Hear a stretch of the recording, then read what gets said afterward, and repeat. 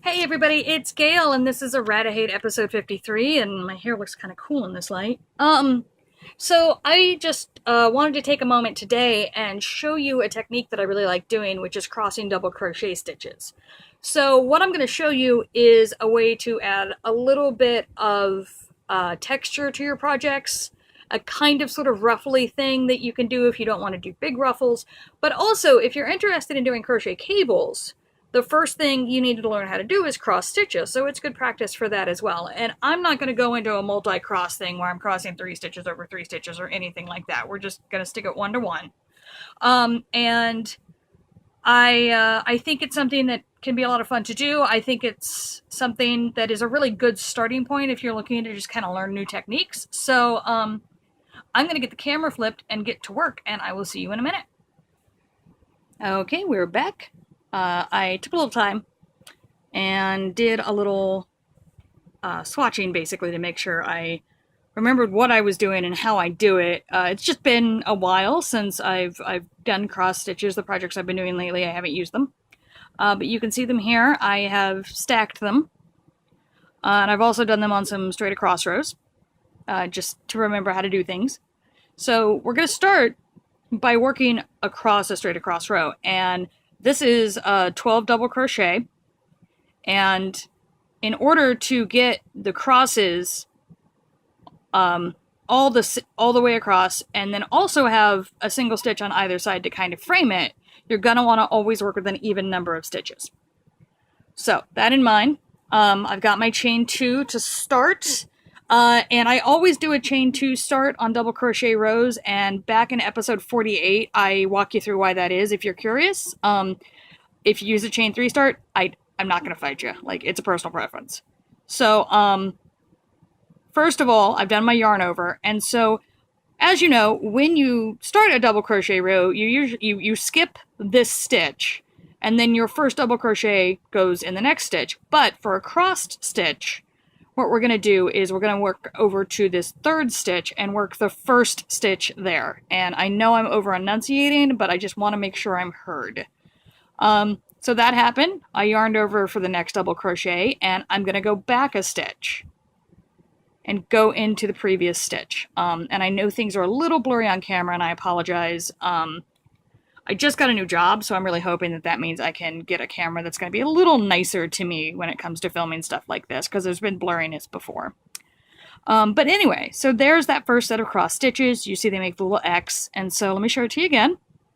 So you need to skip the next stitch, do the double crochet in the following stitch, and then to complete the set, you're going to yarn over and go back a stitch. And the thing that I always had trouble with when I first started doing this, let me get this up here nice and close, let me see, is it can be a little hard to see that the stitch that you've worked has worked because it's crossing, so it's kind of pulling in against itself. So the best thing to do there is just to get in there and see for yourself that the stitch is in there. And I think you'll pick it up pretty easy once you get used to how it looks. So we're going to do another. Going to skip a stitch, work a double crochet in the next stitch, and then back pace again. And now I am going to, I think I just, no, I got it. See, even I still have to check.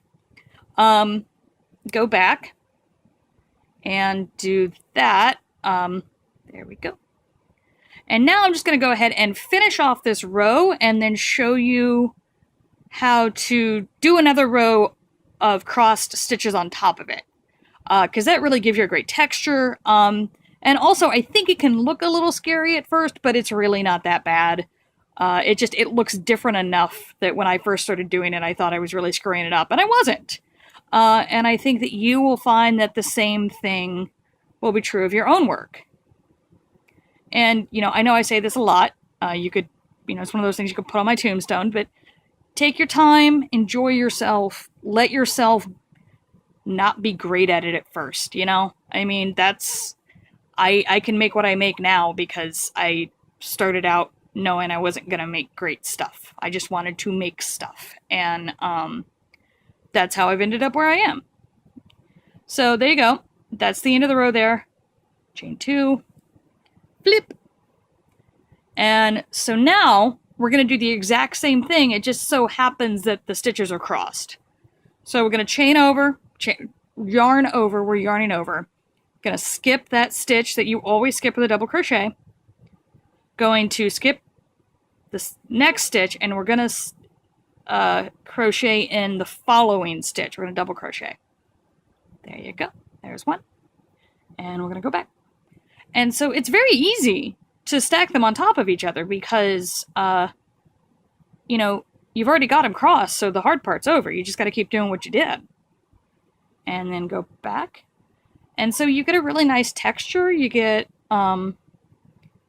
it's almost roughly, and that's what I like about it. I like that it is almost roughly. Okay, and so I will spare you watching me finish another row. I just want to show you one last thing. So I'm just going to go ahead and chain 2 here and turn and show you real quick. When it comes to working across straight, just work it like you always would. Skip that first stitch and just work in every stitch across. And it's a simple method that brings out a nice look, which is always sort of my favorite thing. You know, the more complicated stuff can be fun, but it's nice to have something that can add a little pop to what you're doing, and you don't have to really pay that much attention once you get used to it. So there you go. There is the cross stitch and double crochet. Triple crochet, by the way, works exactly the same way. You just, you know, make triple crochets. And I will be back next week with something different. So, you know, as always, if you enjoy what I do here, please like, subscribe, share, etc.